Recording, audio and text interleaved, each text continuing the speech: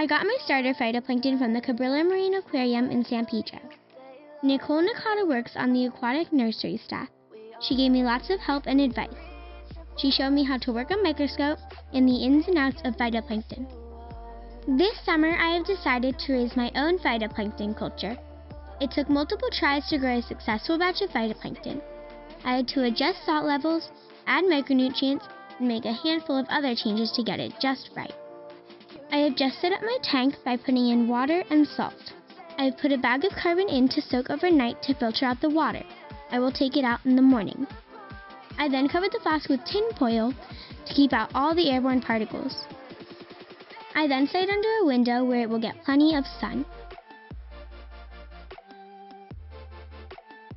Part of my phytoplankton culture died, but I was able to revive the rest by feeding it nutrients.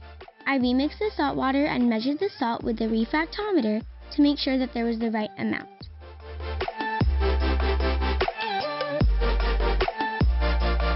I counted my phytoplankton by putting them on a gridded slide called a hemocytometer.